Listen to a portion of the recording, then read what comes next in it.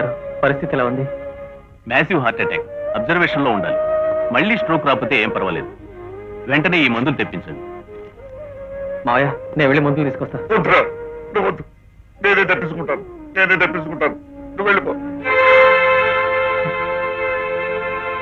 మావయ్య, అవునరా, అది కళ్ళు తెరిచి నిన్ను ఇక్కడ చూసిందంటే మళ్ళీ ఆవేశపడుతుంది. నాకు దక్కకుండా పోతుంది. అది లేకుండా నేను బ్రతకలేదురా. దాన్ని నాకు దూరం చేయి. దయచేసి వెళ్ళు. మావయ్య. లేదురా, దాని ఆరోగ్యం కుదరపడ్డాక అన్ని నేను సర్ది చెప్తాను. అప్పుడు వద్దు కదా.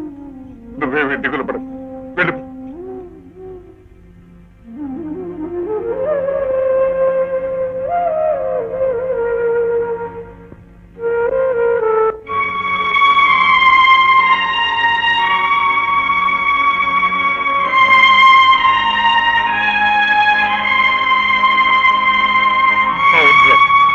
అది కళ్ళు తెరిచి నేను ఇక్కడ చూసిందంటే మళ్ళీ ఆవేశపడుతుంది. నాకు దక్కకుండా పోతుంది. అది లేకుండా నేను బతకలేదు. దాన్ని నాకు దూరం చేయి.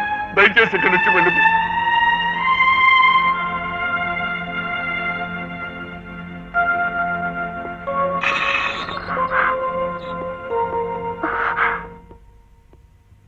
అత్తయ్యకి ఎలా ఉందండి? ప్రమాదం తప్పింది. ఏదేమైనా అమ్మకి ఇలా జరగడం నా దురదృష్టం. దురదృష్టం మీది కాదండి, నాది.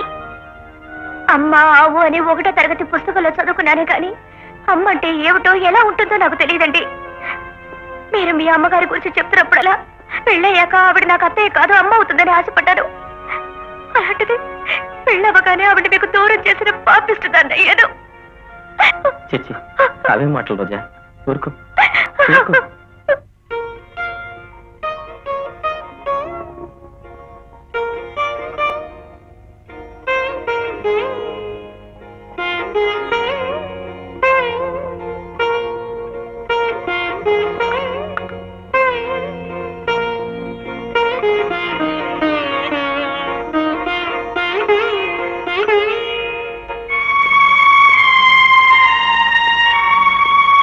అలాగే డాక్టర్. ఈ రోజే మీరు ఆవిడ ఇంటికి తీసుకెళ్ళచ్చు. బట్ అయిన దానికి కాని దానికి ఆవిడ ఆవేశం తెచ్చుకోకుండా జాగ్రత్తగా చూసుకోండి. ఈ మందులు 1 నెల రోజులు వాడిన తర్వాత చెకప్ తీసుకురండి. అలాగే doctor. Doctor, nothing to worry. She's all right. ఈ రోజే డిశ్చార్జ్ చేస్తున్నాం. Thank you.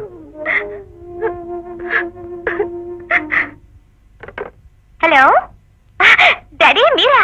బాగున్నారా? ఏమి బాలేదమ్మా. భద్రాచలం వచ్చిన దగ్గర నుంచి మలేరియా జ్వరమే. అరేరే, మీకు బాగాలేదని ఫోన్ చేస్తే నేను వచ్చేదాన్ని కదా డాడీ. అందుకే ఫోన్ చేయలేదమ్మా. నువ్వు ఆడపిల్లవి, ఈడపిల్లవి కాదు. అవేం మాట్లాడాడి, మీరు ఇంకేం మాట్లాడకండి. నేను వెంటనే బయలుదేరి వస్తున్నాను. వద్దమ్మా, అల్లుడు గారు ఒక్కళ్ళు అక్కడ ఇబ్బంది పడతారు. ఆయన ఏం అనరు, నేను నచ్చితే పోస్తాగా. ఇదిగో హలో. ఏమిటా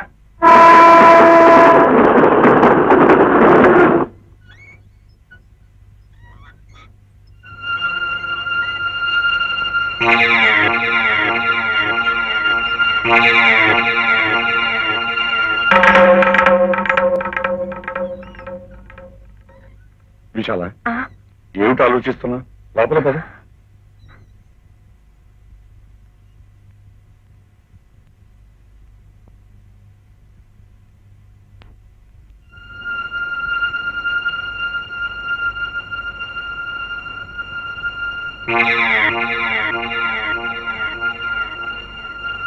అమ్మా,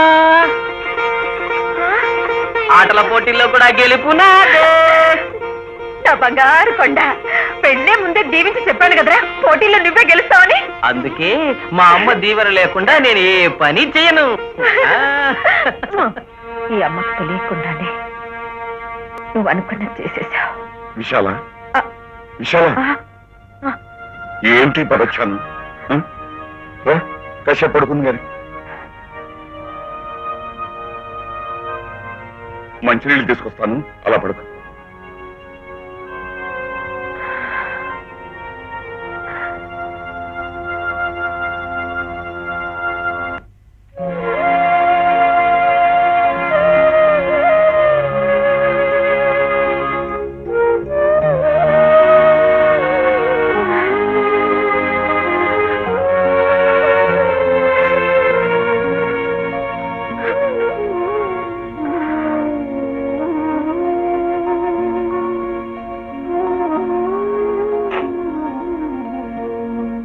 యాదయ్య యాదయ్య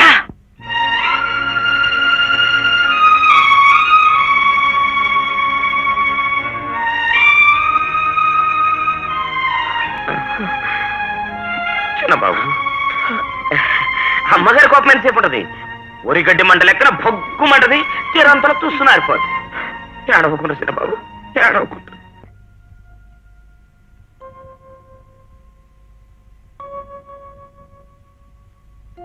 అమ్మా, యాదు, చెన్నై గారు ఎలా ఉన్నారా? అమ్మ ఎలా ఉందని అడిగారా?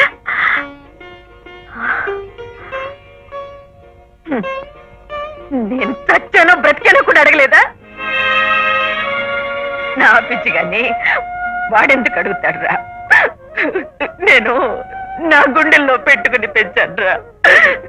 నా గుండెలు బద్దలు కొట్టి వెళ్ళిపోయాడు. అడ్డాలలో బిడ్డలు కానీ గడ్డాలు వచ్చాక బిడ్డలు కాదండి. ఆయన గారికి ఇప్పుడు బెల్లం వచ్చిందిగా. ఆ బెల్లం ఆ కొంగు ఉంటే నేనెందుకు? అమ్మ ఎలా ఉందో, ఏమైపోయిందో ఒక్కసారి వెళ్ళి చూసొద్దాం అనిపించిందా వాడికి? ఎందుకు అనిపిస్తుంది? నేనే కన్న తల్లిని కాదుగా, పెంచిన తల్లిని, పుట్టి పెంచిన తల్లినేనండి. కరెక్ట్ గా చెప్పావే. నువ్వు పెంచిన తల్లివే, వచ్చి పెంచిన తల్లివే. కన్న తల్లివి కావు, కావు, కానే కావు. కన్న కడుపు అయితే, నిజంగా పేగు తెంచుకు పుట్టిన బంధమే అయితే, బిడ్డ తప్పు చేసినా ఏం చేసినా చివరకు హత్య చేసి తిరిగి వచ్చినా ఆ కడుపులో దాచుకుంటుంది. దాన్నే కన్న ప్రేమ అంటారు, ఆమెను అమ్మ అంటారు. నిజానికి లోకంలో కన్న ప్రేమ కంటే పెంచిన ప్రేమ గొప్పదంటారు. కానీ ఇక్కడ అది లేదు, ఇది లేదే. ఏదో వాడు తనకు నచ్చిన పిల్లనికి చెప్పకుండానే పెళ్లి చేసుకున్నాడు, తప్పే.